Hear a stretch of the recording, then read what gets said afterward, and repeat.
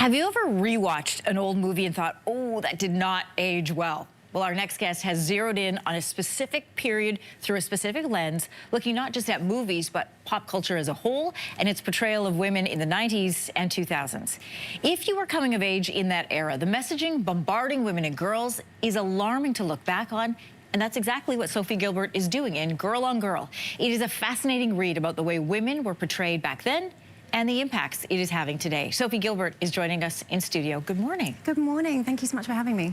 Listen, it is easy to say a movie's just a movie or a magazine photo is just a photo, but the book is exploring so many aspects of pop culture and unpackaging the messages that we may not have realized at the time were bombarding us, especially women in the 90s and 2000s. So what kind of messaging, when you go back through your research, was sort of the headline that women were receiving? Well, it was exactly this. I think we remember fragments of the era. We remember images. We remember the New York Post headline of like the bimbo summit, the pictures of Britney in Paris. But we don't remember the whole thing as holistic as it was. And what was interesting in my research and what really came through was the idea that for women in the 2000s, sex was power.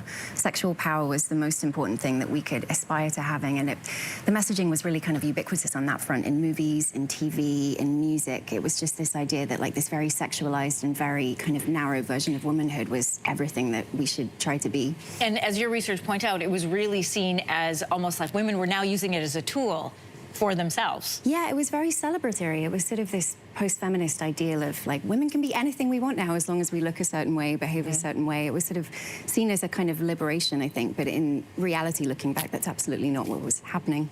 You say there were two women who came up a lot over and over during your research. That is Kate Moss, who I think of as synonymous with that time, and Demi Moore. Why did they come up, and what did you learn from their repeated appearances? Well, I think Kate came up because she was just so young when she first emerged in the 90s, and she became so synonymous with this kind of wayfish, like very high fashion, very sort of iconic aesthetic. And then Demi, she just, every time I was researching a different period or a different genre, she was kind of there, symbolizing something about womanhood in the time. So she was in movies, obviously. She was in the movie Striptease. I think she was the highest paid actress in Hollywood at the time when she stripped down to a G-string on David Letterman's show. She was nude on the cover of Vanity Fair in this really groundbreaking portrayal of pregnancy that sort of shifted ideas about what pregnant bodies should look like, how they should be perceived in the world.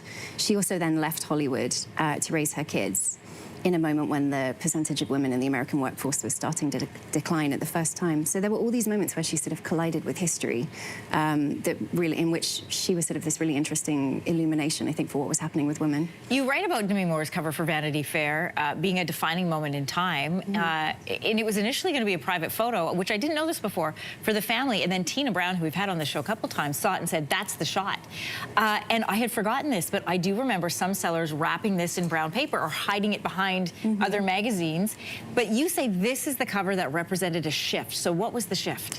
I think it was this shift, I think, from privacy to public, which really happened so much later in the 2000s when it seemed to happen with the sale of Pamela Anderson's sex tape and with the paparazzi real stalking of certain women in the 2000s. The idea that if you were a woman and you were out in public, you were sort of in the public domain. You wouldn't have any say over what happened to you. But the Demi Moore cover, it was just this very kind of fresh 90s feel where the old aesthetic of the 80s and the kind of conservatism of the Reagan era was really replaced by this sort of new, very like eroticized but very enticing aesthetic.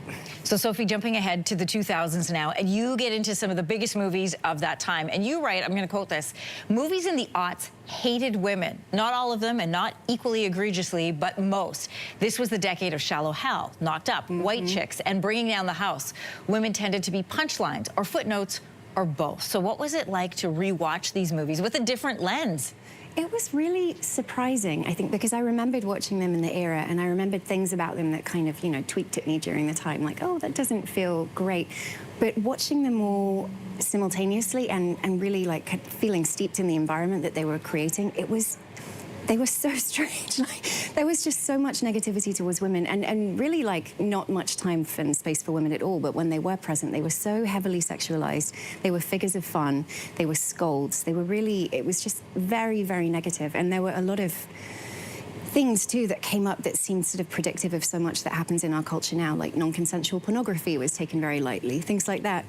And we do see that now. You're seeing this in deep fake sites and things like that. Absolutely. You know, it's been a pleasure to talk to you and to dig into some of this research and to sort of put together the pieces of what we're seeing now and tracing it back into history, 90s and the 2000s. Sophie Gilbert, thanks for joining us. Thank you so much for having me. A reminder, Sophie Gilbert is the author of Girl on Girl, How Pop Culture Turned a Generation of Women Against Themselves. If you like that video, make sure to subscribe to the Your Morning YouTube feed, where you can find all kinds of new content posted every weekday morning.